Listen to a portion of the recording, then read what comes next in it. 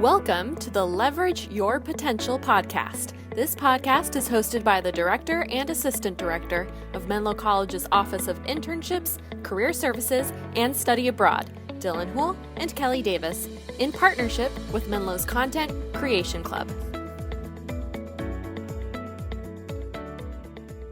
Hello, everyone, and welcome to today's episode of Leverage Your Potential podcast. My name is Kelly Davis, and I'm the Assistant Director of Career Services and Study Abroad, and I am here today with our Dean of Enrollment, Priscila de Souza. Priscila, thank you so much for joining us today. Oh, thank you for having me. Yeah, absolutely. So I'm really excited today to get to know Priscila a little bit better. She is also an alum of Menlo College, so she has been here for a long time, and we'll have much to share about that, I'm sure. So Priscila, to start us off, if you want to go ahead and tell us a bit about yourself and your role as the Dean of Enrollment. Sure. So my current role as Dean of Enrollment, I oversee admissions, financial aid, international students, and enrollment marketing. So I would say pretty much I have the best job ever. I'm very passionate about higher education, and in particular, I truly believe in the Menlo College education programs. I feel privileged to have the opportunity to encourage students to explore Menlo and find out if it is the right fit for them. All right, but I can brag about Menlo and what I do all day long, so it's probably best to move on to the next question. Yeah, sure. You'll have plenty of opportunities for sure. Maybe this next question kind of launches into the first opportunity, but you graduated from Menlo yourself in 2007, and you graduated with a business degree. So what were you doing before you attended Menlo, and how did you end up finding Menlo and deciding it was the place for you to attend? Right, so attending Menlo was not part of my original plan. I was going to law school in Brazil, and I had the opportunity to come to California for work, for a work abroad program during my summer break. And I simply fell in love with the Bay Area. When I told my parents I wanted to stay longer, they said, sure, but you have to go back to school. So I started my research process. Then a friend had a friend who had attended Menlo College. I called her, and she had great things to share about her experience as an international student at Menlo. She was also from Brazil. I can't really remember her name, though. It was such a long time ago. But after visiting the campus and learning that Menlo offered scholarships for international students, I decided to apply. The admission staff was truly so friendly and helpful, and they made the process so easy for me, especially coming from a different country, not truly understanding how the education system worked here. So at that time, I was also looking into Santa Clara and San Jose State universities. But after going through the process at Menlo, I just fell in love with it. I fell in love with Menlo right away. So I kind of stopped my admissions process at other places and just focused on what was needed to make me start at Menlo. Sure. And that's so interesting that you started off in a completely different track as well. You said that you were studying law, correct? Yes. Wow. So that's quite a flip. Did you, and thinking about our higher education system here in the US, which I'm sure at the time you didn't know as much, but now you probably know more than you ever dreamed. And so was there a reason why you didn't continue to study law? And was it just that, at the time Menlo was offering more than just business degrees, right? Yes. So my original plan was to go back to Brazil after graduating from Menlo College and finish up my law degree. So I never thought I would stay here. There are many multinational companies in the area. I grew up in Brazil, so I thought that having these two degrees would make me very employable. Also, I thought that if for some reason I decide that I want to go back into law, having a business degree would help me there. As you may know, Brazil has civil law, and here in the United States, it's common law. So I would have to start from the beginning here if I wanted to practice law in the United States. So Does that make sense? So I Yeah, just felt going back to Brazil, like these 2 degrees would make me super employable. Like I, I understand the international management side, and I also have a very good understanding of the regulations. So I felt the two of them would go well together.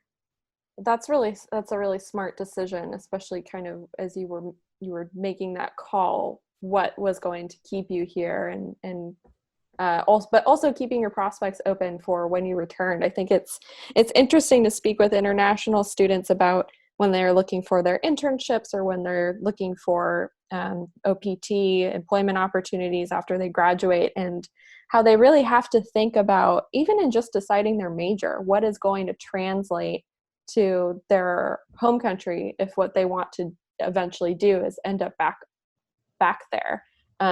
So it is, and we've talked on the podcast with our student worker Bianca about it as well. So Also from Brazil. yeah, also for Brazil. It's really prompted me to look forward to Brazil higher education as well.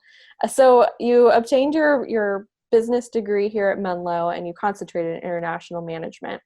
And then you started working for Menlo, but a few years after that, you actually did return to school to get your MBA. So attending graduate school could be is a really big decision for anyone, and everyone kind of has a different approach of when they should go and get their master's degree, PhD, etc. What prompted you to get your MBA? Well, as I mentioned before, like I truly value higher education, and I thought that a master's would help me advance in my career, and it did. And I mean, as like all the different positions, I think that I was able to have and be where I am today at Menlo, I don't think I would have been able to advance as quickly as I did without that degree. And what was kind of the focus of your MBA? It didn't have a focus. It was a general MBA. Sure. And is that something that you've used a lot since then? The tools that you learned, what was it about the MBA that has been especially helpful in the context of your work? I think a lot of the case studies and also the fact that it was more of a professional type of MBA where everyone who was attending and part of the program was working in a management type of position. So being able to go back and discuss and analyze and kind of compare situations that were happening at work with case studies was very helpful. I think I've learned more about myself, and I'm matured, and a lot of like my decision making improved, as well as my negotiation skills. Yeah, so a lot of those practical skills and application. That's great. And that was at Golden Gate University, correct? Correct. Just in case anyone's interested. Mhm. Then right after you graduated from your bachelor's at Menlo, you started working at Menlo, and you've been an employee here ever since. So what was the pathway? Where did you start out, and how did you end up being the Dean of Enrollment? Okay, so I started working the academic affairs office, like a dream job for a student that happened to love her faculty because I was a lot in contact with them. So I was the academic affairs coordinator at that time. Then I moved into the president's office as the executive assistant to the president. So I got to work a little bit more with like alumni, the board of trustees. It was just a different perspective, and it was a lot of fun, like a lot of learning opportunities there. I started in the admissions office afterwards as an admissions counselor, then as a director of admissions, then as the associate dean of enrollment, and finally as the dean of enrollment. So it's been a fun journey. It's never a dull moment, a lot of different perspectives. It's been great. I'm so grateful that Menlo has given me all these different opportunities. Yeah, you really, I mean, we talked about your learning of the higher education system. It's like you've gotten to touch all, well, most, at least most aspects of it, having all that, the array of all those positions. That's really neat. Absolutely. What is one of your, what are some of your favorite, some of the your favorite things about working for your alma mater? I would say it's definitely the people. I think it's the students, it's the staff, like the faculty. There's such like a sense of community at Menlo. Like, and Menlo is really my family, and being able to interact with your family every day is just great. I mean, it's such a good experience. Sure. I really resonate with that. It's definitely a very close community, and it's nice to recognize other people on the campus and also be recognized and have that kind of camaraderie as you walk around. What are some of the changes that you've seen over time? Because you've been here basically almost 15 years now, first as a student. So Yeah. what have you really noticed have been some big changes? Yeah, it's funny that you ask that, because even though I think we've seen changes and improvements over the years as it relates like to technology and facilities, and we've seen those updates as it would be expected, but it's still the same Menlo. We are surrounded by people who care about each other, and that's very important to me. Um, and I think I felt that as a student, and I feel that as an employee. I feel like Menlo College made me a better person, and I'll be forever grateful for that.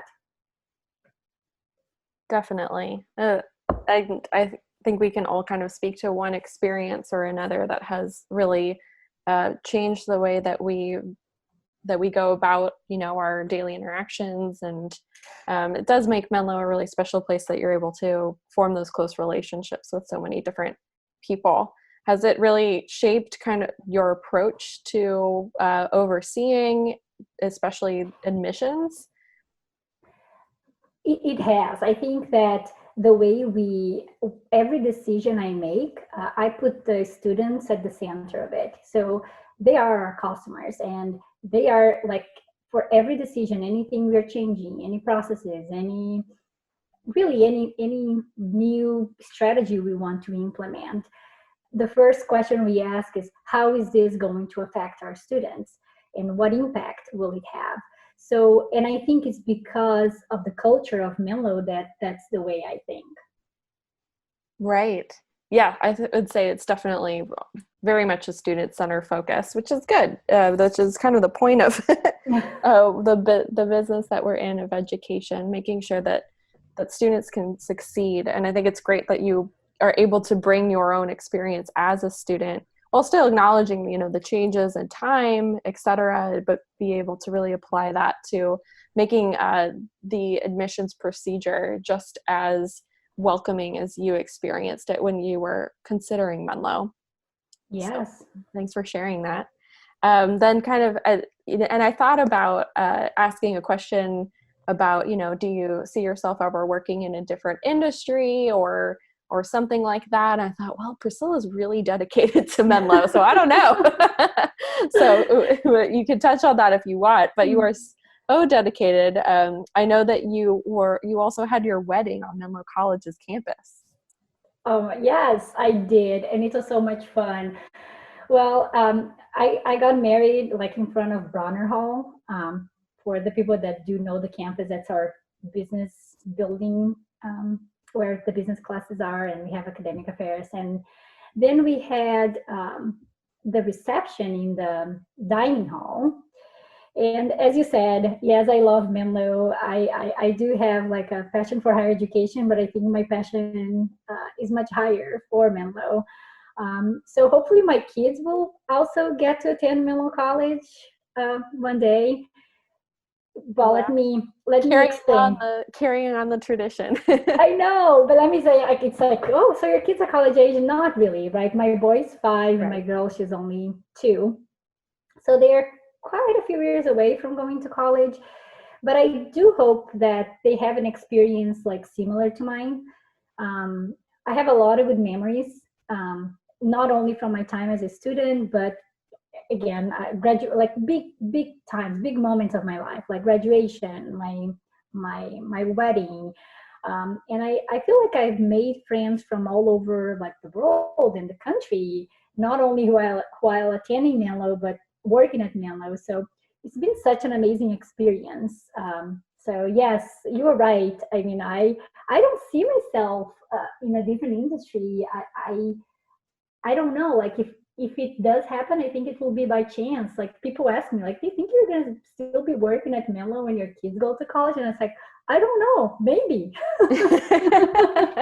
I mean, I think it's interesting because it's more uncommon to see people stay at one place, and that goes across all industries these days. I think of my dad, who's been at the same company for like 35 years, and we just I think I totally understand that appeal.